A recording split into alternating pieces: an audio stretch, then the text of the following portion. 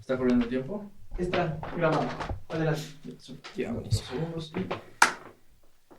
Start. Ok. ¿Qué tal a todos? Bienvenidos a un nuevo episodio de Presente Bolivia. Hoy estamos con dos jóvenes que hacen activismo político, hacen análisis también coyuntural. Y la verdad es que para nosotros es un gusto tenerlos acá presentes. Por favor, les pido que se presenten, hermanos. Si quieres, comienzo yo, Fabri. Mi nombre es Tupac García. Soy sociólogo por la Universidad Mayor de San Andrés, aquí de La Paz. Estoy realizando una maestría en sociología política en la Universidad de San Martín.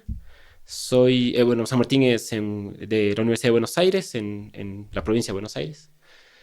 Tengo, 26 años más o menos recién cumplidos y milito desde mis 14. Diferentes estructuras del MAS, diferentes estructuras de izquierda y si tuviera que ponerme algún camisón político-ideológico, me pondría el camisón marxista-catarista. Esa sería una breve presentación mía. Excelente. Yo soy Fabricio, soy administrador de empresas, o bueno, voy a ser administrador de empresas en julio, me voy a graduar de la UPB, tengo 23. Yo igual soy activista, más académico que político. Yo no soy partidista para ningún partido actualmente aquí en Bolivia. Yo, si igual me pongo una camiseta, soy libertario capitalista. He empezado con las ideas de la libertad desde el 2020 y he formado parte de diferentes esferas institucionales y académicas libertarias o liberales clásicas como la FPP, la Fundación para la Educación Económica, el Fondo por Estudios Americanos, entre otros más. Y bueno, así es como yo me he ido formando desde un punto de vista académico, porque mi profesión no es ciencias políticas o filosofía, digamos. Y soy editor en jefe de la plataforma libertaria No Me Jodas. Buenísimo. Ya dadas esas presentaciones, bueno, para el público, el debate o la charla, diálogo constructivo, lo vamos a hacer en base a dos textos. Uno que ha sido proporcionado por Tupac, que es de García Linera, y el otro es proporcionado por Fa, que es de Axel Kaiser, ¿no? Entonces, el chiste es que podamos opinar alrededor de estos temas y después pasar ya a temas un poquito más generales. Ambos links para los artículos van a estar en la descripción del video para que si quieren también los puedan chequear. Entonces, la primera pregunta que les lanzo, y tú, tal vez puedes empezar, es ¿qué opinas, digamos, de lo que has leído que ha proporcionado Fa? Una opinión general y tal vez conectarlo un poco también con el artículo que tú nos has pasado, si un breve resumen o tu opinión también sobre ese mismo artículo. Yo creo que el texto que ha propuesto Fabricio de Axel Kaiser es una entrevista que le realizan a él sobre la publicación de su último libro. Siento que hay un interés de criticar ciertos aspectos de lo que se conoce como el progresismo, digamos, a nivel sobre todo occidental. Lamentablemente siento que los argumentos liberales que usa para sostener esa crítica no son propios quizás del liberalismo clásico, ¿no? Me animaría a decir de que el liberalismo clásico es muchísimo más profundo y denso en su propuesta de humanidad, en su propuesta de economía, en su propuesta de sociedad, que lo que trata de reducir Kaiser. También probablemente vamos a ver la de la suerte, digamos, porque es una entrevista y uno no se va a poner a hablar 2 horas en cada pregunta, ¿no? Siento que la conexión que tiene con el texto de García Linera es justamente debatir qué es lo que está entrando en crisis en el mundo. Para Kaiser, la crisis es de la sociedad occidental, de la civilización occidental, ante un progresismo que pareciera devorarse las capacidades económicas y las capacidades políticas de determinados liderazgos a nivel global.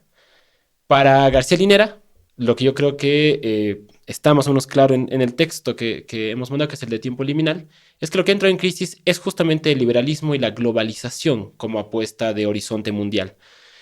Yo creo que la diferencia fundamental entre los dos es que Kaiser cree, de alguna forma, que lo que está venciendo a esta civilización occidental, a esta ola de globalización, es un socialismo neuroparasitario que infecta a las sociedades latinoamericanas y a las sociedades a nivel global.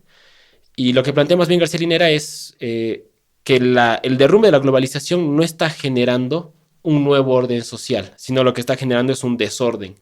No es que la globalización está siendo reemplazada por un socialismo que va a venir a reconstruir o a reconstituir las sociedades, sino que más bien nos centramos a una época de abismos, donde el liberalismo se comprime a determinados países y donde más bien emergen nuevas corrientes de pensamiento, nuevas formas de entender el mundo. Siento que el texto de Álvaro es mucho más antiguo que el de Kaiser. El de Kaiser es una entrevista creo que hace un mes, 2 meses. Y el de Álvaro es del 2021. Creo que ahí hay muchas cosas que podemos discutir, pero como que ese sería mi pantallazo.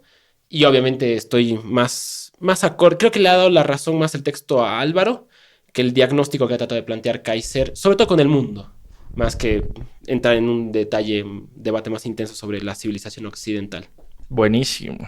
No sé, Fa, ¿tú quieres comentar? Excelente, sí.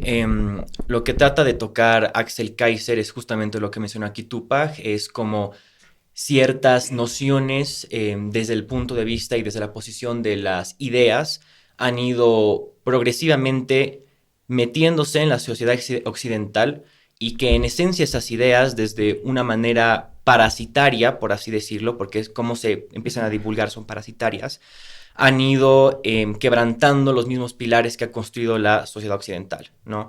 Que yo creo firmemente que es la sociedad que más prosperidad ha traído al ser humano.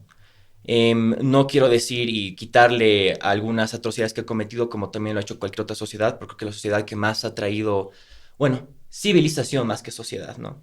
Bien a la humanidad. Y trata de explicar de cómo esas ideas son en esencia nocivas, ¿no?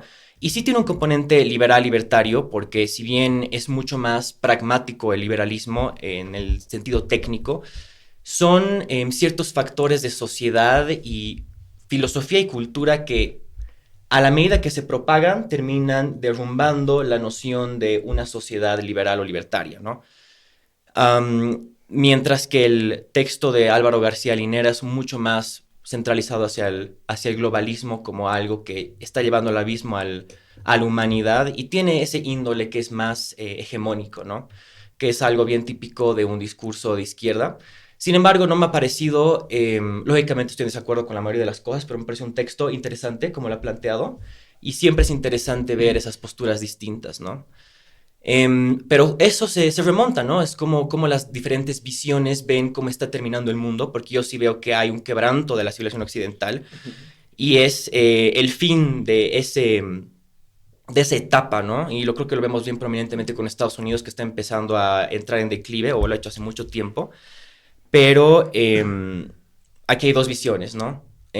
Una visión es la que plantea Tupac, que tiene que ver con esa raíz marxista hegemónica, y nosotros le explicamos como que esa vuelta ideológica justamente por estas ideas que han empezado a entrar hace mucho tiempo, que también la describe muy bien Mises en la mentalidad anticapitalista, y eso lo ha escrito en el siglo XX hace mucho tiempo, ¿no?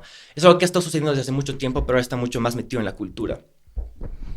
Buenísimo, buenísimo Fa, buenísimo Tupac. La verdad es que una síntesis bastante breve de los dos textos, como dice Gabo, lo van a tener ahí los links. Y en ese sentido, Fa, me gustaría justamente en el artículo que nos mandabas, como es una entrevista, hay una pregunta súper interesante que dice: ¿cuál de estos 7 parásitos crees que está afectando a la sociedad chilena en la actualidad?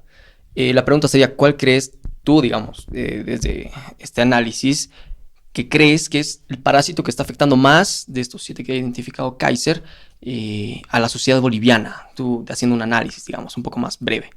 Perfecto. Estoy viendo mi celular por si acaso, no para chatear, sino para revisar los apuntes.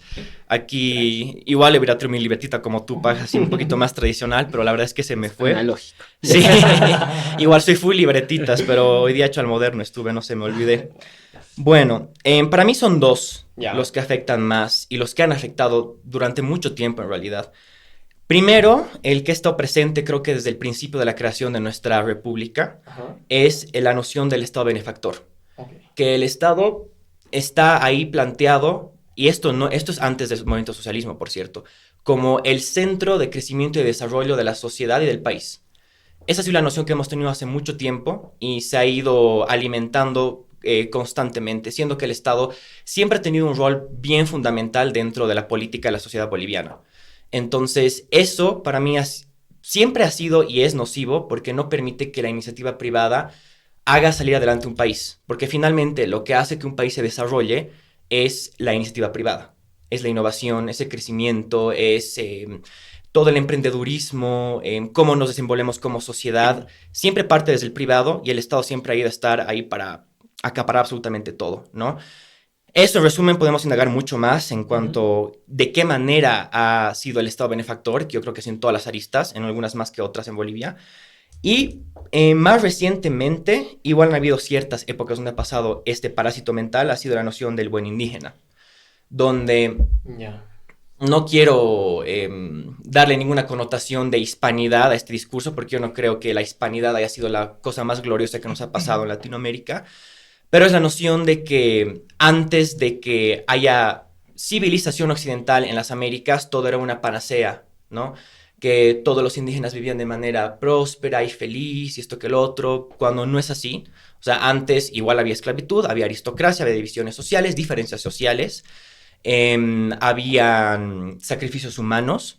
Y no quiero decir que ha venido los españoles a darnos la modernidad, porque no es así. Yo creo que ninguna subyugación de una cultura por encima de la otra está bien, pero esa noción ha dado paso a que se cree este movimiento que yo lo llamaría fascista, neoindigenismo, ¿no?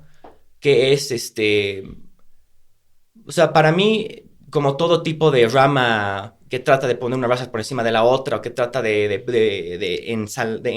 ensaltarla, digamos, por así decirlo, engrandecerla, termina sacando el principio de la igualdad ante la ley y el Estado de Derecho, ¿no? Okay. O sea, yo como veo las cosas es que todos somos iguales ante la ley y que la ley tiene que ser aplicada a todos de la misma manera y igual desenvolverse así en la esfera privada, ¿no? O sea...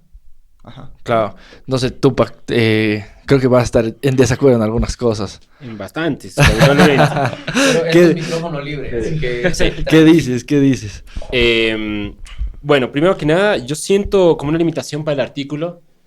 El autor, Axel Kaiser, utiliza un lenguaje muy positivista dentro de las ciencias sociales, la idea de comparar, ¿no? La idea de que las sociedades se infectan, como se infecta un cuerpo, que se infectan por neuroparásitos que afectan a su forma de pensar, como pasaría, no sé, como la rabia, por ejemplo, como un neuroparásito, o como un neurotoxina, sí, neuroparásito me parece que es, afecta al cerebro.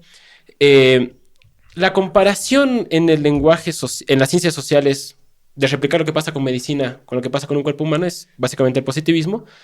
Una disciplina de las ciencias sociales que ha sido ampliamente superada hace más o menos 100 años.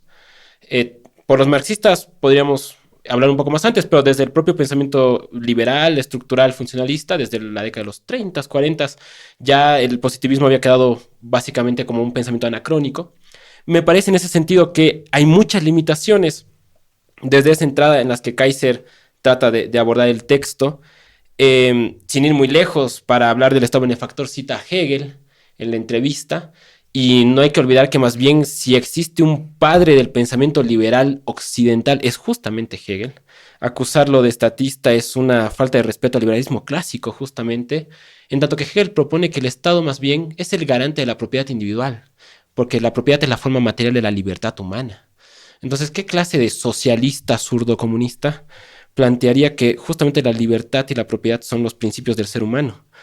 Y atribuirle a Hegel ese ataque me parece que es un desconocimiento del liberalismo clásico, y yo siento que Kaiser tiene muchas limitaciones en cuanto a su propia corriente de pensamiento. Con lo del buen indígena, tanto de lo mismo, cita a Rousseau, cuando Rousseau, como John Locke, como Montesquieu, como Hobbes, como Rawls, como propio Hegel y como Kant, van a utilizar la idea del estado de naturaleza como un estado precivilizatorio, preestatal de las sociedades humanas, para tratar de argumentar si los seres humanos eran buenos, eran malos, si tenían propiedad, si no tenían propiedad, si eran libres, si no eran libres, si peleaban, si no. Pero era un ejercicio filosófico de pensar la humanidad, no era un ejercicio sociohistórico.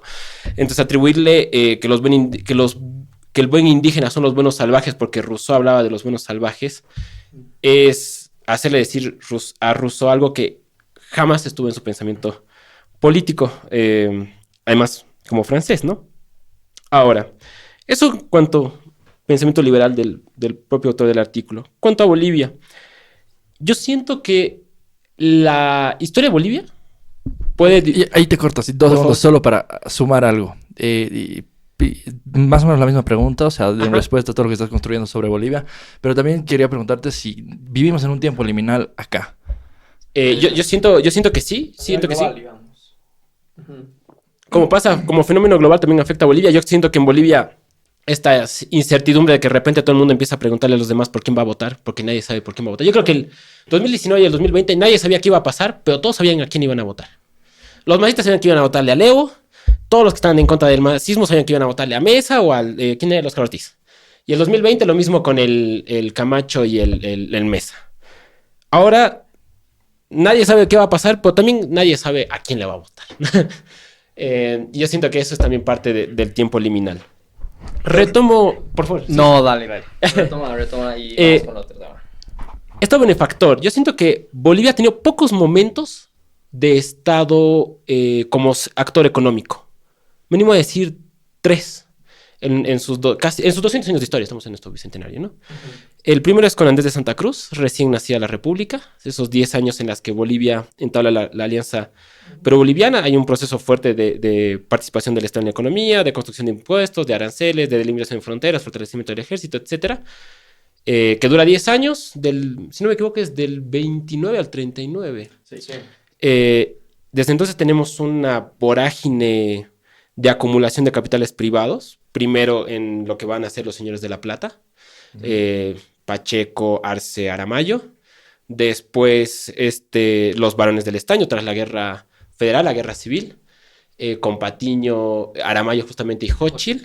Pero si bien tú puedes mencionar hay 3 grandes familias, tienes en el aglomerado, en el menudeo, un montón de empresas privadas. Recordemos que Cascada, no, perdón, no Cascada, la Salvietti, la cervecería.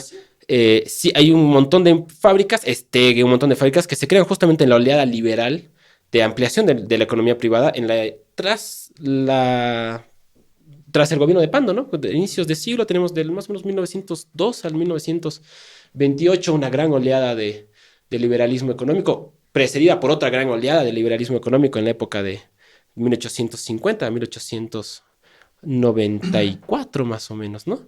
Entonces, en realidad Bolivia ha tenido grandes periodos de acumulación de capitales privados, del privado en la economía, que están acompañados también de grandes desigualdades sociales. Recordemos que todas estas grandes acumulaciones de riqueza en pocas manos han desatado guerras civiles, como en el caso de los años de la Plata, ha desatado revoluciones, como en el caso de la Revolución de 52, o estallidos sociales, como el del 2003, el del 2001. Las otras 2 oleadas de pequeñas, cortas de Estado benefactor son el MNR del 52 al 64, que hay encima todavía un fomento a la empresa. Recordemos que se crea una agencia estatal que justamente crea empresas privadas para después empresas estatales para transferirlas a los privados, que es del 52 al 64, 12 años de Estado benefactor, y después... ¿De la Corporación de Fomento? Exacto, la Corporación de Fomento era el Estado creando empresas para después transferirlas a privados. No era el Estado, yo no voy a participar en economía, voy así nacionalizo, tengo la Comibol, tengo sectores estratégicos de exportación de materias primas, y lo que después crea empresas estatales para transferirlas a privados. Y después tenemos el ejemplo del MAS, y si sumamos los 3, son 30 años de 200, ¿no? Entonces, me parece un poco acelerada la idea de decir que más bien un cáncer del proceso de la historia boliviana es el Estado benefactor. Yo creo que hemos tenido pocos momentos de Estado benefactor. Y siento que todos esos procesos han sido más bien grandes impulsores de igualdad social, de crecimiento de la industria nacional, de crecimiento de la economía privada, de la pequeña economía, pero además de igualdad en un sentido socioeconómico y sobre todo social en el caso del 52 y en el caso del MAS, ¿no? Ambos han sido en ese sentido ampliadores de la condición de ciudadanía universal, ¿no? Buenísimo. Ahí, así, pequeño paréntesis, Josefa, igual que vas a estar en desacuerdo de varias cosas, entonces dale, a ver, ¿qué podrías decir? Diálogo abierto. Exacto, Sí. Así que, Adelante. si nos cortamos...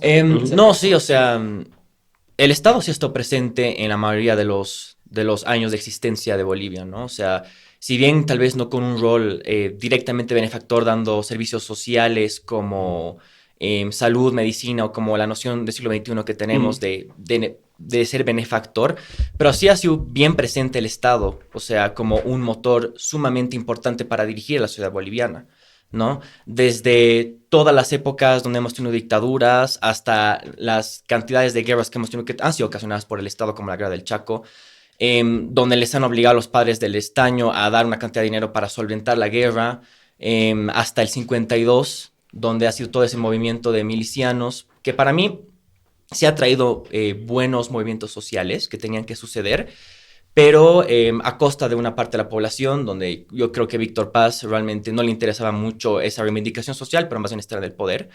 Después las épocas de dictadura, donde han habido miles de planes, incluido ese plan que ha hecho Hugo Banzer con Santa Cruz. Plan Bohan. El plan Bohan. Eso es un poco. No, la Marcha al Oriente. La Marcha al Oriente, cierto. Ajá. El plan Bohan y la Marcha del Oriente han sido directamente contribución del Estado para hacer crecer Santa Cruz. Y así diferentes instancias donde el Estado ha sido, ya sea de intervención directa o a través de trabas, determinante para cómo se iba a desenvolver Bolivia en el futuro, ¿no? O sea, para no decir más que los niveles de intervención estatal que tuvo Hugo Banzer y la época de los dictadores militares en Bolivia es bien parecida a la intervención estatal que tiene el movimiento socialismo. Y eso lo vemos con... ¿En qué lo compararías? ¿En qué se parece? En niveles de intervención estatal. ¿Y en qué tipo de intervención estatal? Yo me estoy basando en un índice que sacó Libera, que es un estilo think tank que lo pueden revisar. Voy a juntarle una fotito para que puedan ver. Pero es, ¿no? O sea, tenemos del 86, donde todo se empieza a capitalizar con la 21060. Claro. Y es como un pic de intervención, luego empieza a bajar, entra el movimiento socialismo y empieza a subir otra vez, ¿no?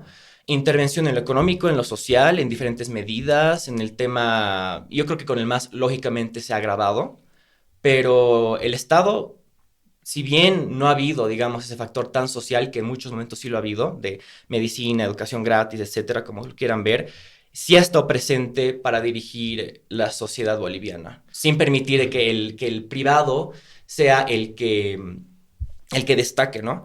Y ahorita te dejo intervenir. Justamente en la época en donde más hemos descentralizado esa parte, que yo considero entre el 86 hasta el 2003, es donde se han creado más empresas, donde ha habido más iniciativa privada, más movimiento. Diversificación económica, digamos. Sí, cosa que no la hemos visto estos 20 años con el MAS. O sea, se ha creado Hipermax y Farmacias Chávez, se ha creado un montón de empresas privadas. Estaba Ametex, que era una industria gigantesca que estábamos empezando a exportar ropa de Tommy Hilfiger, Ralph Lauren. Bolivia estaba empezando a figurar dentro del panorama empresarial mundial. Teníamos Aerosur. Y son en esas etapas pequeñas donde se le da un poquitito de libertad al individuo, donde hemos empezado a destacar y a mover la sociedad boliviana bajo nuestra destreza como individuos, ¿no? Y lastimosamente duró poco, ¿no? Y tenemos también la época del liberalismo a principios del siglo XX con el Partido Liberal, claro, y las demás oligarquías del estaño y de la plata y de los diferentes comercios que había en esa época, que igual han tenido bonanza económica, pero sí, esto yo lo reconozco como libertario, que había muchas cosas dentro del parámetro del derecho y del imperio de la ley que tenía que suceder, como el voto de las mujeres y que todos puedan votar sin importar si en alfabetos o no. La ciudadanía universal, digamos. Exacto. Me preocupa, digamos, la comparación que haces entre dictadura y el proceso del MAS, porque yo siento que son dos formas de entender la economía totalmente diferentes y también de la propia participación del Estado. Veamos qué era lo que hacía la dictadura. La dictadura agarraba y hacía, justamente le prestaba dinero en ingentes cantidades a la agroindustria privada cruceña.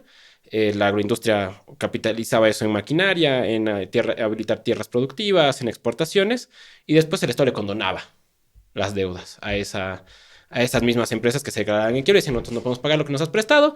El Estado, en vez de confiscar, como cualquier persona, como cualquier banco que te presta plata y te dice, bueno, papá, después te cobro, lo que agarraba era les condonaba las deudas y eso permitía una acumulación de determinados terratenientes.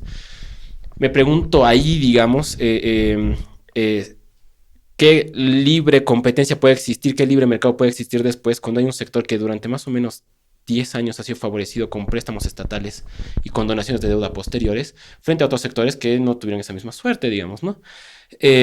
Claro, ahí de la razón hay una deslealtad. Total, pero o sea, ese es un Estado que agarra y piensa, yo voy a agarrar de los privados, estos los voy a hacer ricos y estos los voy a dejar en la miseria, muy bien, no pasa nada. ¿Por qué? Porque estos me dan apoyo político, porque estos me garantizan determinada estabilidad económica, etc. Sí, son los incentivos inside, digamos. ¿Qué hace el MAS? el MAS agarra y dice, ¿interviene en la economía? Claro que sí. Nacionaliza empresas, pero lo que yo creo que es más importante es agarrar, le obliga a la banca a decir, todos tus excedentes los vas a invertir no en fondos especulativos, en acciones en bolsas, etcétera. Los vas a invertir en capitales productivos. Vas a dar créditos a baja tasa de interés a cualquier persona. Le quieres prestar al dueño de Sofía, préstale. Le quieres prestar al microempresario que está abriendo una pyme sobre maderas para escritorios para niños, dale. Pero tú me haces que el 25% de tus utilidades vayan en créditos productivos que te genera tu misma plata, porque el Estado el Estado del MAS jamás le condonó las deudas a un privado porque ese privado ya entró en quiebra. Y más bien lo que fomentó es un crecimiento de la industria privada brutal. Tú ves los índices de desarrollo de industria nacional entre el 2006 y el 2019. Se duplican, se triplican. La propia exportación de la agroindustria cruceña, que lo dio a Levo, que quería dividir el país, que lo que tú quieras, pasa de ser, ¿qué? 1.600 millones de dólares a 4.000 millones de dólares en 10 años. Se duplica. ¿Por qué? ¿Porque el Estado les metió plata? No, porque el Estado lo que permitió es que el privado, en vez de especular con sus fondos, reinvierta en la industria nacional. Entonces yo siento que son dos formas de Estado presente en la economía totalmente diferentes y que una te muestra el éxito de lo que hoy puedes tener como lo que es Santa Cruz, lo que puedes tener como toda la industria pequeña y mediana a nivel nacional, y que el otro lo que te dejó es el defolteo que tuvo que hacer la UDP cuando asumió la democracia, digamos, ¿no? Está totalmente quebrado y endeudado. Y ahí en ese sentido, Tupac, ya estamos hablando un poco más de temas económicos. Quisiera que retomes un poco el tema del buen indígena que mencionaba un poco Fa. ¿Qué ha pasado con el MAS? O sea, hagamos una breve descripción. Probablemente si hacemos un análisis retrospectivo de lo que ha pasado en la historia, nos damos cuenta que el periodo del 85 al 2001 termina bastante mal. Probablemente varios de nosotros estábamos gateando esa época, mimiendo. Pero, ok, entre el MAS, proceso histórico, el primer presidente que tiene mayoría, digamos, que sobrepasa el 50% en las elecciones, etcétera, etcétera, llega con un discurso indigenista. Y hoy, digamos, el MAS del 2005, 2006 es totalmente distinto al MAS de la actualidad. Se ha desvirtuado. Quisiera que me hagas una breve descripción, un breve análisis de qué es lo que ha pasado con el MAS en la actualidad. Y una acotación. Por favor. Sí, adelante. Una acotación antes. Sí, haciendo igual una comparación entre, digamos, por lo menos el Bancerato con el MAS, y justo en el tema agrícola. Porque si bien no hay una condonación de deudas por definición en el gobierno del MAS, sí existen incentivos en tema de créditos, en tasas de interés. Existen también incentivos no productivos directos, pero sí existe una anulación completa del sistema productivo que no se refiere a extractivos o al agro o ganadería. Es decir, desaparece toda la industria por el crecimiento igual grande del sector público que acaba succionando la mano de obra que debería haber estado en el sector privado. Y en este tiempo, igual, está bien, sí crece la agroindustria, pero debido a estos grandes incentivos, igual el sistema de... Medioambientales también. Medioambientales, el sistema que se llama del subsidio al diésel, palagro, literal, ¿no? Leyes para... en contra de la deforestación, prácticamente la Constitución decía muy bonito que íbamos a ser pro medio ambiente, pero se van derogando diferentes leyes, diferentes artículos en los que se va promoviendo cada vez no verificar la FES, que no hayan sanciones, condonaciones ahí sí de penas. Muy bajas, digamos. Exacto. ¿Cuánto es? ¿12 pesos? 10 pesos la hectárea es. Y claro, ya creo que han aprendido, digamos, del Bancerato, pero impulso, digamos, a un sector de la economía, creo que sí es comparable, digamos, con el Bancerato. Sí, y yo también quería acotar, antes de pasar al Por indigenismo. favor, claro que sí. Que sí, o sea, lógicamente es diferente cómo lo han hecho, pero una es intervención directa y la otra es intervención directa y la otra es indirecta, ¿no? Y al final de cuentas ambas son intervención y las dos causan consecuencias perversas. En el caso del Bancerato, sí, así como ha mencionado Tupac, hasta cierto punto el tema de empezar a regalar y perdonar deudas, sí, igual intervención, genera deslealtades en el mercado y desregularidades, cosa que no es sostenible a largo plazo, pero el MAS igual, intervención económica a través de nacionalizaciones, trabas tributarias, trabas de leyes laborales que son sumamente draconianas. O sea, sí, el tema de los créditos, como estabas diciendo, pero el sector privado boliviano en el tema de microcréditos ha sido pionero, no ha sido el Estado, y esto ha sido desarrollado hace mucho tiempo. Y de hecho, una de las personas que trabaja en la Fundación Solidez, que es justo sobre startups y demás, es una de las mujeres que ha dado impulso a esta noción de microcréditos, que es más la hemos exportado. Entonces, ¿no? Estado benefactor desde un punto de vista directo, el otro indirecto, ¿no? Y, o sea, yo creo que todo el crecimiento de exportaciones, como estabas mencionando, y crecimiento económico, es algo que tenía que suceder en Bolivia muy al margen de esté el gobierno que esté.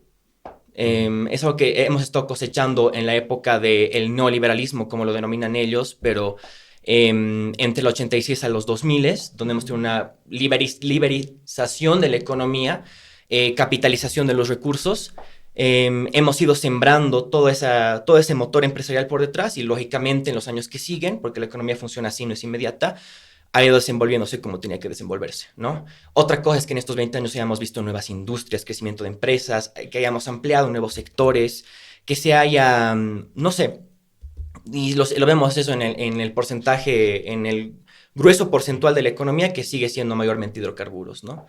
Que por cierto es lo que el MAS no ha hecho.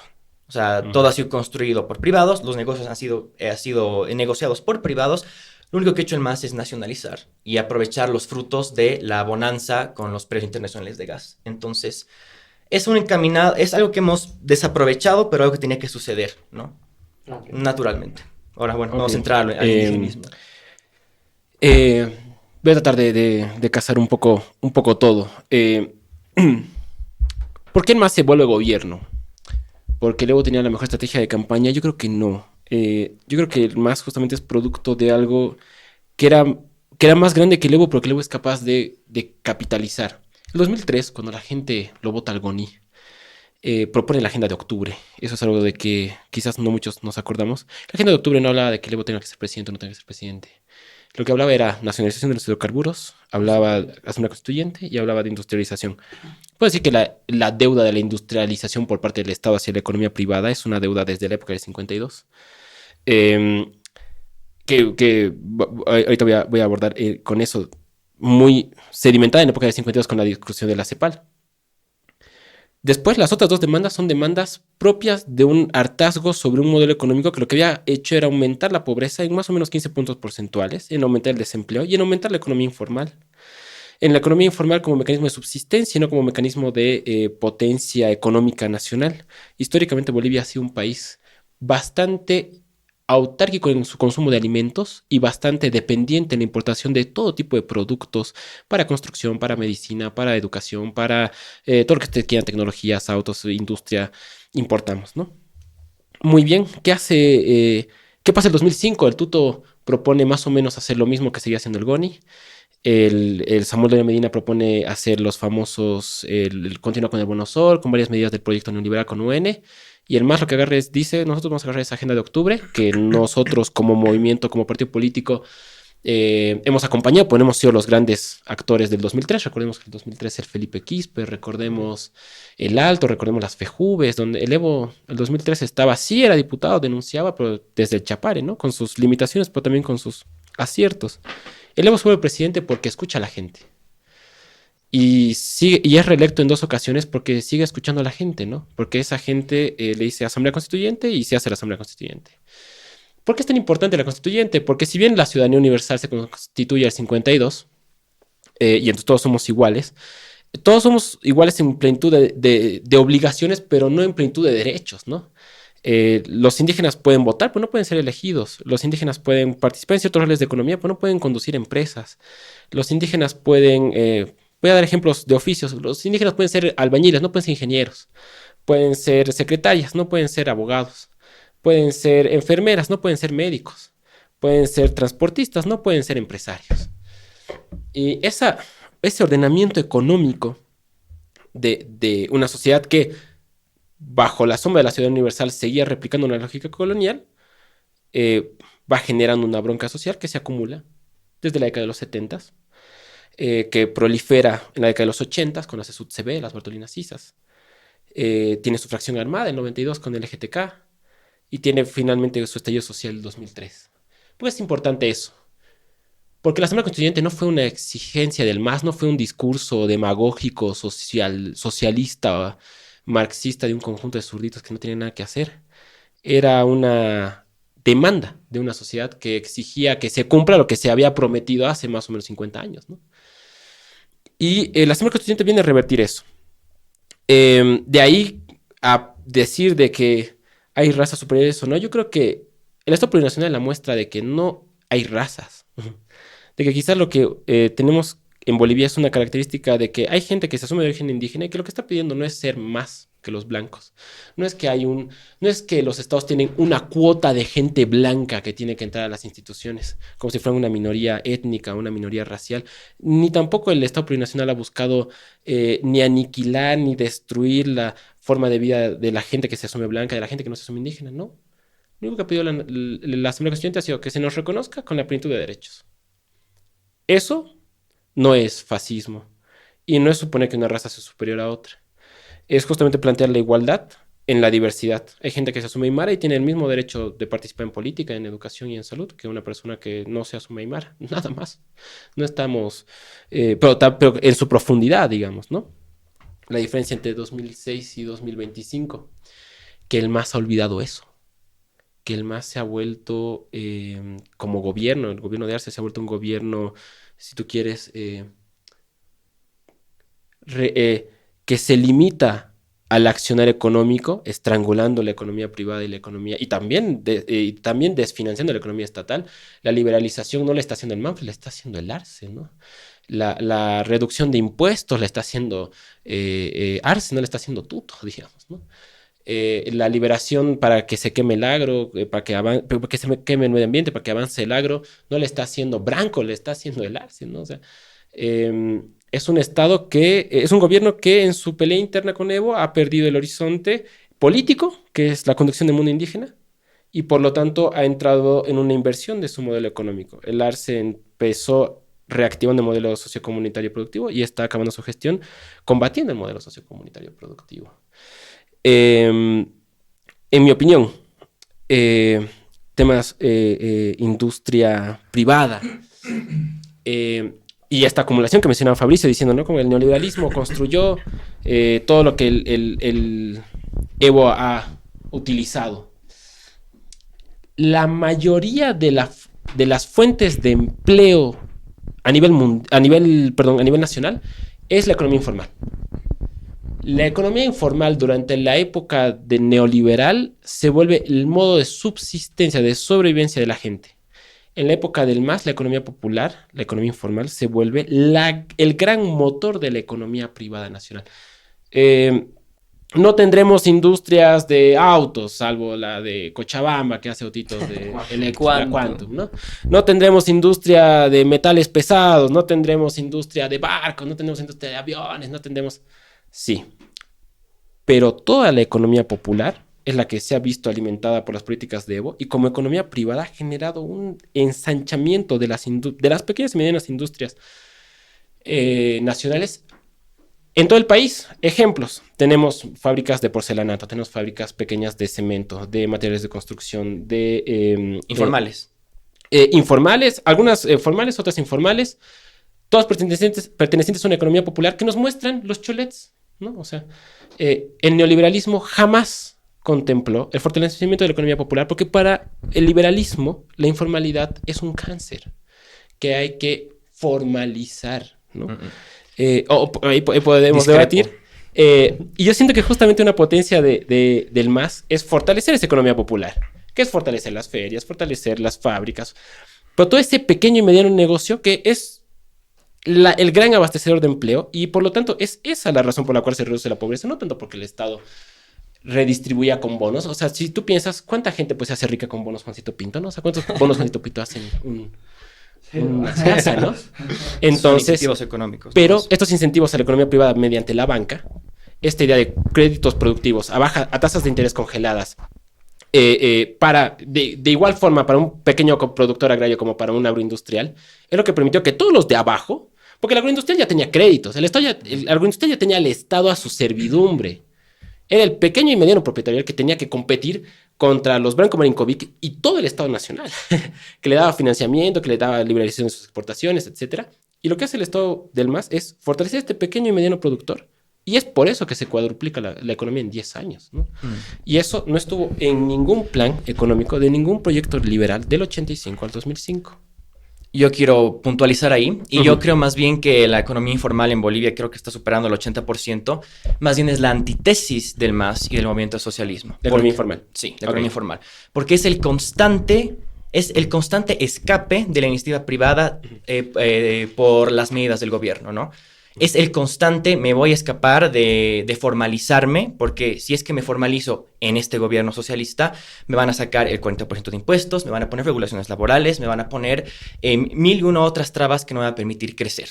Entonces, yo que tengo una startup de planificación de negocios, es constante la comunicación con estas personas y me dicen, personas que se han hecho muy ricas, evidentemente, como dice Tupac, ¿no? Y gente que tiene cholets, y yo creo que esa es una manera de reivindicación aymara muy interesante, que me dice, sí, yo tengo que ver cómo dividir mis cuentas, porque mi dinero, que yo lo trabajo todos los días durante 20 años con mi familia, tengo que ver cómo distribuirlo en diferentes cuentas, porque si no me cobran el impuesto a la riqueza. Tengo que ver cómo encontrarle mañas para que no me cobren de lo que traigo importaciones. Tengo que ver de poner mis casas, que está totalmente bien que tenga 50 casi quiere tener, a diferentes nombres de mis trabajadores para que no me molesten los del gobierno. Entonces, yo no lo veo como una consecuencia directa, o sea, algo que ha hecho el MAS, pero es una consecuencia. Y esto va creciendo en países que son intervencionistas, se llama la curva de Laffer, donde a medida que va creciendo el peso estatal, más grande es la economía informal, no porque la gente es mala, no porque la gente informal quiere zafar de pagar impuestos y contribuir a la nación o al Estado, sino porque, de lo contrario, no podrían lucrar. Y muchos de esas personas informales, lógicamente el porcentaje que es muy, muy rica y está súper bien, pero el gran grueso es gente que vive al día. Y si pagara impuestos bajo esta norma estatal que ha construido el MAS, no tendría para comer. Entonces, yo no creo que es un incentivo directo, sino es una consecuencia. Y ahí podemos ver la destreza capitalista de la aymara, que la puntualiza muy bien Fernando Untoja, se lo recomiendo que la lean. Por otra parte, igual yo creo que el comercio informal es una antítesis al socialismo, porque mucho hablan de que el Estado sea el centro productivo y el motor del desarrollo económico, ¿no? Ahí vienen... y se lo demuestra a través de sus empresas públicas, ¿no? O sea, tratan de hacer empresas tienen un montón de arroz nacionales, leche nacional, todo nacional, porque ellos tienen como fin que seamos autosostenibles. ¿Qué hace el comercio informal? Totalmente lo contrario, porque todo lo que hacen es importar de manera informal. O sea, ya no tenemos productos, estas cámaras, estos micrófonos, los celulares, nada nacional, más bien todo desde afuera. Porque lo que hace estos modelos es que no haya ningún tipo de producción, sino que más bien es una economía basada en el comercio, que está bien, pero también es una antítesis al modelo socialista, porque no es nada autosostenible, más bien es 100% globalista. Ellos traen productos de todas partes del mundo, de Estados Unidos, el China. Grandísimo imperio, desgraciado, ¿no ven? Muchos de Estados Unidos traen cosas de China, traen cosas de Japón, toda la comida igual que traen, o sea, hay cero fomento al sustento nacional con mentalidad de hecho en Bolivia, ¿no? Mientras que vemos a todos los productos nacionales de EMAPA y demás en una pequeña tienda no me acuerdo, es por el Prado más o menos que tiene su tiendita, ¿no? Que nadie va y nunca nadie compra porque son de pésima calidad, ¿no? Sí. Eso en cuanto al comercio informal, ¿no? Puntualizando, es un reflejo de la destreza capitalista y un escape al Estado socialista, no al revés. Un poquito volviendo al tema de lo que estaba mencionando de Evo Morales, yo sí creo que ha utilizado un discurso populista, y él es una persona populista, porque se ha aprovechado de un sector de la población para tocar una herida que efectivamente se ha ido acumulando por muchos años y que tendríamos que haberla tratado desde el principio. Y eso se remonta a todo el tema de reivindicación indígena, ¿no? O sea, cabe destacar de que la nueva Constitución del 2009 no solamente habla de representatividad, sino de muchas otras cosas más, como la intervención muy presente de la economía por parte del Estado, que ha ido deteriorando progresivamente la economía boliviana a pesar del crecimiento por los hidrocarburos, pero también habla mucho sobre la aplicación de la ley de manera diferente por base a tu trasfondo indígena. Y eso yo creo que es un quebranto directo al imperio de la ley, ¿no? Y a la igualdad de derechos y demás, como que todos somos iguales como bolivianos. Y sí, finalmente ha terminado siendo una constitución que en su ambigüedad los políticos del MAS han ido constantemente utilizando, y como es tan ambiguo se puede interpretar de mil maneras, constantemente quebrando la constitución que ellos mismos han creado, como en el caso de los bosques, donde ya ni siquiera eso se respeta.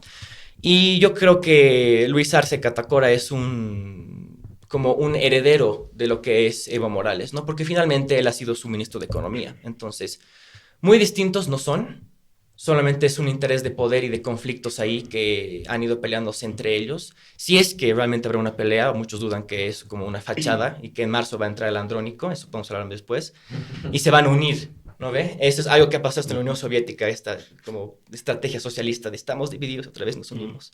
Pero sí. Súper. Yo quisiera decir dos cosas respecto a sus intervenciones. Uno, a mí no me preocupa tanto el debate de si es bueno o malo la informalidad. Me preocupa un poquito la sostenibilidad o insostenibilidad del modelo sociocomunitario productivo. Eso es más o menos, creo que lo que me preocupa y hacia donde creo que también va el FA. En el tema de la Constitución, me parece un paso hacia adelante, aunque muy incompleto.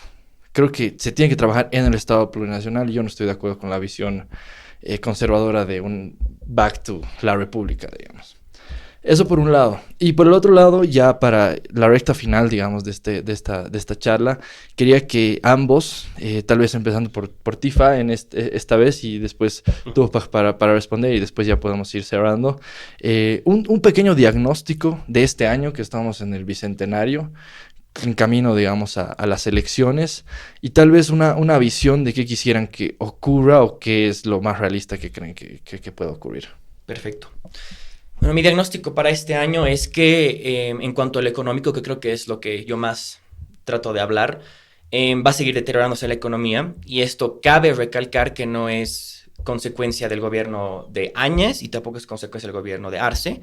La economía no hay que mirarla en plazos inmediatos. La economía no es cortoplacista, es como si tú fueras a sembrar. Si vos plantas semillas, vas a ver tus frutos de aquí a un año. Es así. No es inmediato. Y es igual en la economía. Lógicamente hay ciertas políticas que sí pueden afectar de manera directa, pero todo lo que estamos viendo y sufriendo es consecuencia de 20 años del modelo económico del MAS, sus políticas y su manera de operar en el país, ¿no? Entonces eso es muy importante que sepamos que el MAS como totalidad es culpable de lo que estamos viendo ahora, ¿no? El constante crecimiento del riesgo país, la falta de divisas, pequeña producción nacional, alta dependencia a nivel internacional en ciertos productos, falta de especialización, más. ¿Cómo lo veo? Lastimosamente la posición es sumamente débil, no sabe lo que son. Hace 20 años eran socialdemócratas, ahora son libertarios porque entró Milei. Antes hablaban del Estado como rol fundamental, igualito que el MAS, y ahora hablan de que no, ahora tiene que ser reducción de ministerios. Entonces, gente así no te inspira confianza en lo absoluto. Yo estoy muy preocupado. ¿Ves a alguien? Absolutamente nadie. ¿Por quién votarías? Yo votaría por Jaime Dunn, si es que se postulara, pero no sé si va a postular. Ok. Porque por lo menos él sí sabe lo que es y a dónde quiere apuntar. Y eso yo rescato mucho del MAS y lo respeto. Saben qué son, saben a dónde quieren llegar y saben cómo hacerlo. Lo tienen clara, eso sí. 100 puntos en contra a la oposición, porque saben. Y creo que eso también inspira mucha confianza para las personas que son más apolíticas y no saben por dónde irse. Esa certeza, ¿no? Si bien yo creo que es una claridad política y económica macabra, con todo respeto, saben, la oposición no. Entonces yo creo que va a ir progresivamente deteriorándose la economía en este año, va a crecer el riesgo país, nada ahora que entremos en default. Y me parece necesario que haya un pequeño estallido económico y social para que reaccionemos. Y no voy a decir volvamos, pero que empecemos una nueva etapa en Bolivia en donde se lo ponga al individuo como centro de crecimiento para nuestro país desde un punto de vista político, social y económico. Que el individuo, a través de su iniciativa, su perspicacia, su capacidad de comunidad y poder convivir con otros individuos que piensan diferente, puedan sacar a este país adelante. Y que más bien el Estado, durante muchos años, y por primera vez yo me atrevería a decir, realmente dé un paso al costado y que nos deje a nosotros sacar el país adelante, ¿no? Lógicamente bajo el margen del imperio de la ley, el margen de igualdad ante la ley y que siempre cumpla con ciertos parámetros mínimos. Pero yo creo que el que tiene que llevarse el estrellato en esta nueva etapa boliviana tiene que ser el individuo, ¿no? A ver, acotando un poquito, como comentaban, Me parece bien interesante, digamos, los análisis que hacen y creo que en realidad es bien interesante que creo que hay más puntos en común hay ciertos puntos en común en los cuales ambos coinciden, Sí. seguramente se han dado cuenta. Pero sí, definitivamente la oposición, no solo estos 20 años, sino ya desde justamente de finales de los 90 no ha sabido cómo generar un proyecto de país. Una nueva estructura política o plantear algo, digamos. Como dices, creo que sí se ha quedado, digamos, en ese inmediatismo político, que siempre lo comentamos en nuestros programas, de, ok, sí, y todos están hablando de, sí, vamos a salvar la economía, pero no te hablan de cuáles van a ser nuestras relaciones internacionales, no te hablan de nuestra estructura política, no te hablan del tema de la justicia. Eso es un eslogan, digamos. Ellos dicen, me voy a transferir a mí el Estado y mi propuesta es que yo lo voy a hacer mejor porque yo sé administrar mejor. Ajá. Entonces, Lo mismo. definitivamente el MAS se ha caracterizado, digamos, sí, por recoger de alguna manera y acompañar, no sé si acompañar es la palabra correcta, pero sí recoger, digamos, la agenda de octubre de 2003, ¿no? Ahora, algo que me parecía muy interesante lo que tú decías, que probablemente pueda ser cierto, la memoria histórica no me lo permite, pero si Evo ha sabido escuchar el 2006, 10 años después, las cosas cambiaron un poco. Entonces, tal vez sería buenísimo que lo puedas tocar un poco, justamente con el tema del referéndum, pero sin duda alguna, creo que haciendo ya un paralelismo justamente con el texto de García Linera, tal vez no del tiempo liminal a nivel global, sino a nivel político en nuestro país, estamos en una etapa de abismos. Y es bastante peligroso. Y creo que ahí, digamos, este tipo de espacios son fundamentales en los que los jóvenes podamos debatir este tipo de ideas, ¿no? Justamente el MAS está ahorita en un proceso de decadencia. Yo sí creo que la división es real, digamos, es profunda y ya pasó los temas personales, o sea, los temas ideológicos. Entonces, estamos ante la destrucción, digamos, de probablemente el único partido político que ha habido en estos últimos 20 años. Y ante la etapa, digamos, de estas pequeñas estructuras que aparecen cada 5 años, o estos pequeños personajes que aparecen con menos del 10% cada 5 años.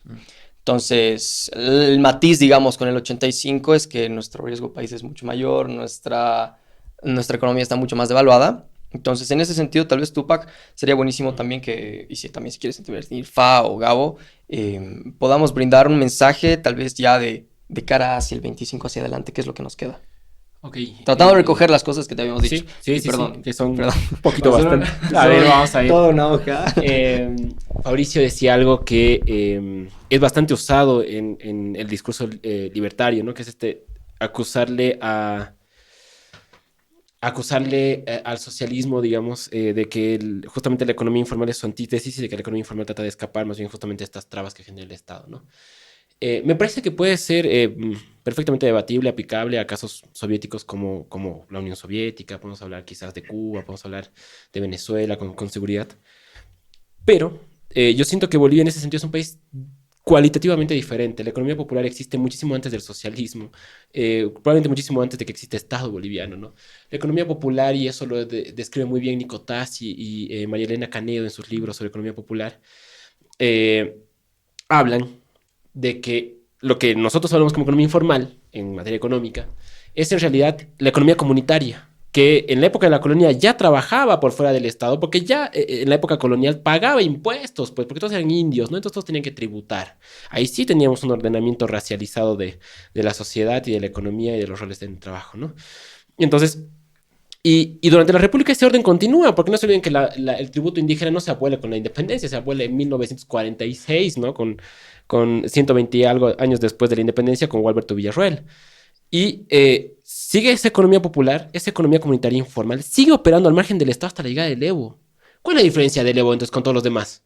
¿Que el gobierno indígena lo que va a hacer es obligar a todos los indígenas a pertenecer al Estado? No, lo que le va a permitir es que estas economías comunitarias puedan proliferar al margen del Estado. Es un Estado consciente de que su motor económico no va a participar de forma tributaria porque hay una división social en la que el 60% del país no se siente reconocido con el Estado en el que formaba parte. Entonces, lo que dije es, bueno, ¿qué vamos a hacer? Vamos a permitirles a ellos, a partir de créditos productivos, a partir de estos beneficios económicos que a partir de la banca, vamos a permitir que esta gente pueda hacer plata.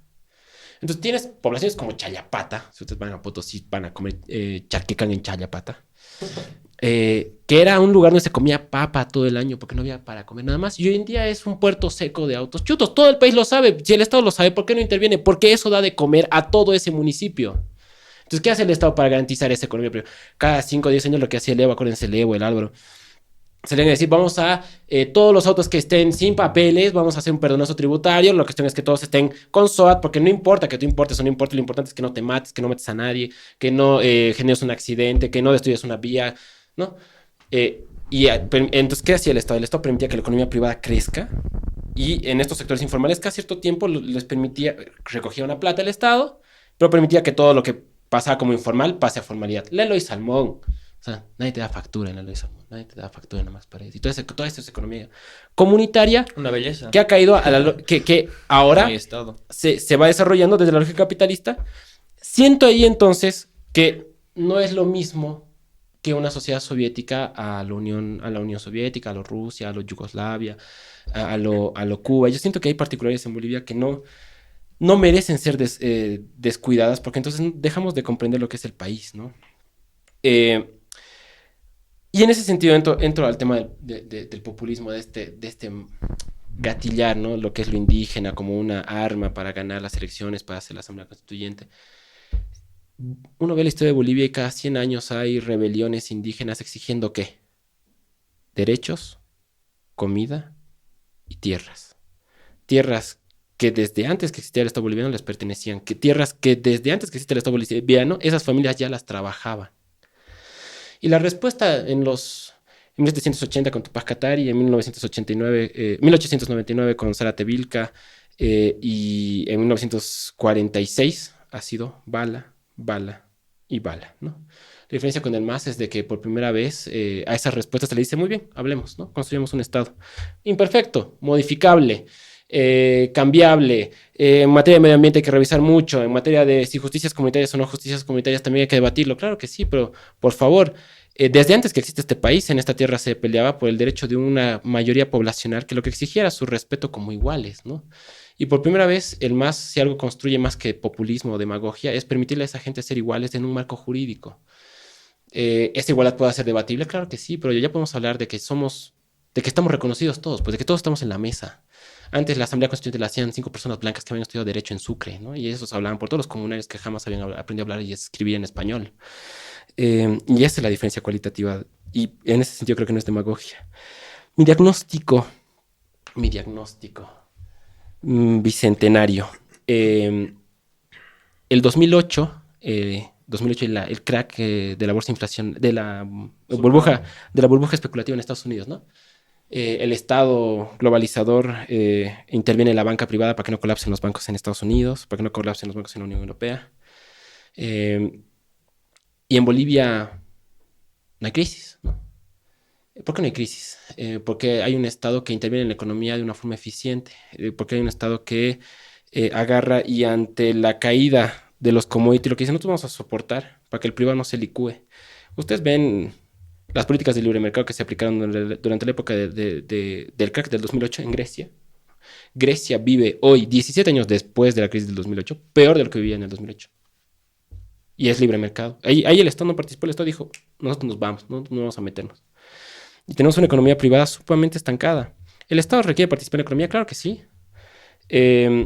Lo está haciendo este gobierno de la forma más caballa posible, de la forma más torpe posible. Te militariza la frontera de Chayapata, te la militariza ¿para qué? Para combatir comunarios. Te intervienen los depósitos en la feria del 16 de julio. ¿Para qué? Para quitarle mercadería a la gente. Le quita los dólares que la gente informal trae para importar, para inyectar a la economía nacional. Es un Estado que ha perdido el norte. En ese sentido estoy totalmente con Fabricio. Va a acelerarse la crisis, pero no porque el modelo esté mal, sino porque hay un Estado que ante la situación difícil ha elegido la vía represiva. Ha elegido, no hay plata para importar combustibles, pero hay $5 millones para la policía, ¿no? En equipamientos, ¿no? Y la policía no va a andar repartiendo bolsas de mapa, ¿no? Repartiendo bolsas de azúcar, donando canastas familiares, ¿no? Es plata para gases, es plata para reprimir, ¿no? Justamente preveyendo de que el Estado va a tener que afrontar algún tipo de estallido social por el malestar económico. Y yo creo que en ese sentido sí hay una diferencia entre quién administra. coincido con Fabricio en que los procesos económicos son más largos, pero con seguridad, si uno le echa la culpa a lo que pasó atrás o lo que pasó adelante, no está viendo el presente. Se requieren acciones. Un gobierno toma acciones. Sus acciones inciden. Es la acumulación de esas acciones tomadas la que genera o no genera crisis. El agravamiento del deterioro económico de la gestión de Áñez hasta ahora es culpa del gobierno de Arce. Y no de nadie más. O sea, ni de culpa ni de los neoliberales de 1990, ni culpa del MAS del 2006 al 2019, ¿no? En ese sentido, creo que el gobierno tiene que hacerse responsable de lo que está causando, ¿no? Y igual con Fabricio, quizás en ese sentido coincido de que no hay una oposición organizada. Sí creo que hay un intento de construir una idea, una ideología, de renovar cierta narrativa, copiando a Milei, copiando a Bukele, pero en un desorden, porque no son orgánicos a su sociedad, ¿no? Ahí retomo esta idea que les decía de los soviéticos. Yo creo que es gravísimo agarrar el ejemplo de un país y aplicarlo al otro como si eso fuera lineal, ¿no? Los socialismos son todos iguales, los liberalismos son todos iguales, todos los socialismos fracasan, todos los liberalismos fracasan. Es una visión bastante cortoplacista, ¿no? de las realidades complejas de los países. Podríamos discutir todo un programa si Milei era o no era la solución para Argentina, pero el pensamiento de Milei es orgánico a su sociedad. Pensar que lo que pasa en Argentina es lo mismo que pasa en Bolivia es pensar que todos los argentinos son iguales a todos los bolivianos. Y discúlpenme, por algo nos dicen bolitas, ¿no? ¿Qué industria tenemos? Claro, o sea, y vayamos allá. Allá el gran problema son los puertos, allá el problema es el agro, allá el problema es las zonas francas, los ríos internacional. Aquí... Hablando de organicidad Uh-huh. y del proceso de construcción, por así decirlo, del partido político del MAS, ¿qué nos podrías decir? Ahí justamente quería llegar. Y yo veo un MAS estrangulado. Un MAS estrangulado entre un gobierno que retorna, digamos, este cauce, digamos, si tú quieres, negando el origen indígena y comunitario del MAS. Y en ese sentido se vuelve una versión mucho más de centro, mucho más liberal en muchos sentidos de la economía. En otros no. No voy a decirle liberal arte para que Mauricio me mate y dice, ¡ay, ¿dónde? Me muero. Pero por el otro lado tenemos un Evo que sigue siendo el líder de una forma de entender lo indígena, pero que quizás ya no es la única forma de entender lo indígena, ¿no? Y en ese sentido creo que estamos en un tiempo liminal. Decía hace rato, al inicio del debate, que la gente hoy día no sabe por quién va a votar, pero tampoco sabe qué va a pasar. Y esa es la muestra de que tenemos un campo político que no representa lo que está pasando en la sociedad. Y eso es porque ni los nuevos liderazgos terminan de irrumpir en el campo político, y los viejos liderazgos ya no son capaces de encauzar todo lo que representa el país. Quierase o no, el 2019 la gente... que estaba en contra del Evo, le votó al Mesa, más allá de la propuesta económica del Mesa, más allá, porque el Mesa de alguna forma encauzó un sentimiento de un descontento hacia el gobierno. O sea, el Mesa no era el candidato del Movimiento Ciudadano, era la opción del Movimiento Ciudadano de sacar al MAS del gobierno. Es por eso que la gente lo vota, ¿no? Como en el 2005, el MAS no es el partido, si ustedes quieren, del movimiento de la crisis del 2003. Es la opción del movimiento indígena de decir, ok, vamos a llegar al gobierno. Y este es nuestro partido. Hoy día no tenemos ni por uno ni por el otro lado. Tenemos políticos discutiendo en su esfera sus disputas, sus proyectos, y una sociedad que empieza a tener otros proyectos, otras formas de lo indígena. Andónico Rodríguez, Pro David Mamani, también es otra forma de entender lo indígena. Ambos profesionales, uno aymara, el otro quechua, uno de partido, el otro sin partido, ambos dirigentes sindicales, ambos de 37 años que te hablan de rearmar Bolivia, rearmar el proceso, rearmar lo comunitario, refortalecer. Te hablan de un país muy distinto al que te habla el Arce, el que te habla el Evo, el que te habla el Manfred, el que te habla el Tuto, el que te habla el Branco. Y lo mismo de parte del Movimiento Ciudadano. O sea, yo no sé si el Movimiento Ciudadano en este sentido se siente interpelado, lo escucho un poco a Fabri, no se siente interpelado por ninguno de estos partidos. Va a tener que votarle a alguno porque tienes que ir a votar, digamos, ¿no? Somos Lastimosamente. democráticos. Pues sí, estamos viviendo un tiempo liminal, un tiempo en el que no hay horizontes y nadie propone un horizonte nuevo, y quienes lo proponen todavía no han logrado esa condición de hegemonía. Entonces yo creo que más que agravarse la crisis económica, que eso puede pasar, incluso más allá del siguiente gobierno, si el siguiente gobierno no tiene mayoría asamblearia, mayoría en el Parlamento, va a seguir avanzando la crisis económica. lo que va a profundizarse es la crisis política, que es una crisis política que se genera en el 2019.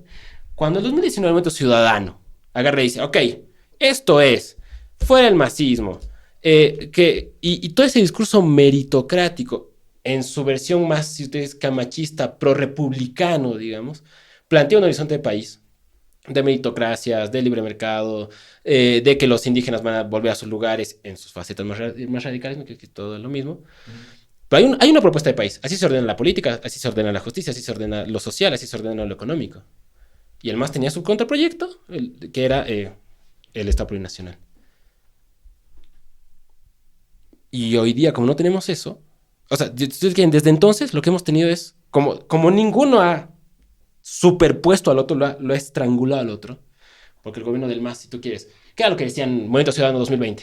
Se acabó, el racismo nos va a limpiar, se acabó, lo van a perseguir al año, lo meten al otro, al Murillo, lo meten preso en Estados Unidos, lo meten al Fernando Camacho, lo meten a los otros ministros, era como que se acabó ya, hay que irnos a Brasil, hay que ir a Chile, hay que ir a Argentina, aquí ya no hay nada que hacer, y el MAS se implosiona. Porque el MAS que entra al gobierno no es el MAS que representa a toda esa gente que salió el 2019 en contra de la quema de la Huipala. Y lo más interesante, creo yo, y con eso cierro mi diagnóstico, perdón por alargarme, es que en ambos casos hablamos de la generación que corresponde al bono demográfico y de alguna forma a la generación del bicentenario. Porque si nosotros vemos desde Andrónicos, ustedes quieren al otro lado, no sé pues qué referentes. En mi época eran el Cristian Tejada, no sé, los Machea.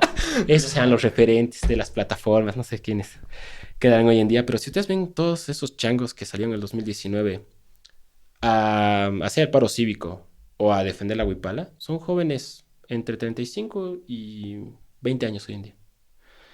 Ese es el aspecto político que se ha politizado, que se ha radicalizado en el 2019. Y es el que ahora está emputado porque no hay un país que lo represente, no hay una fuerza política que lo representa.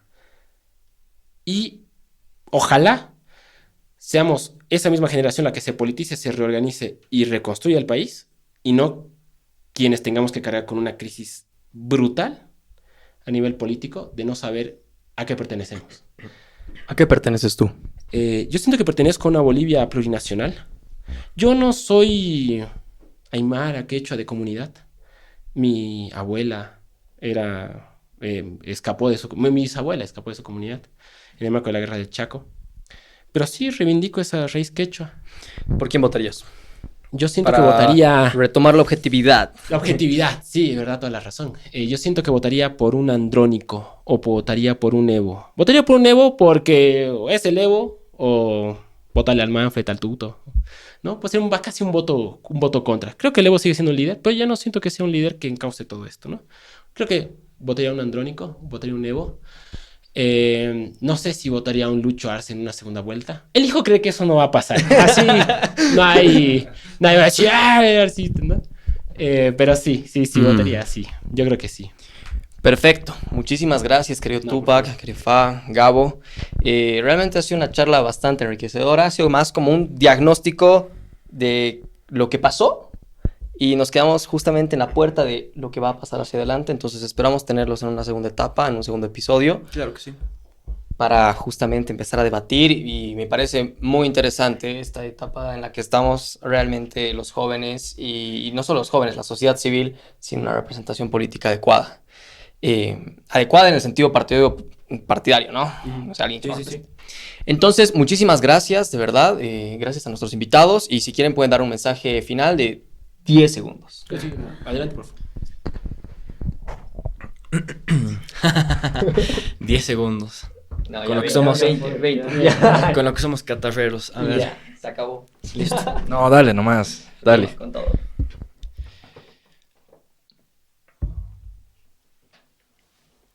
En este proceso de cambio político y económico, tengamos en mente al individuo y su destreza para sacar adelante al país, no a un Estado.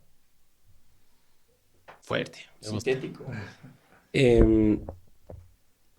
Yo diría, en este tiempo de incertidumbre, de desesperanza y también de muchísimo conflicto, la asociación colectiva, la lucha colectiva es lo que ha construido y construirá siempre las nuevas esperanzas y los nuevos días de hoy y de siempre. Gracias. Buenísimo.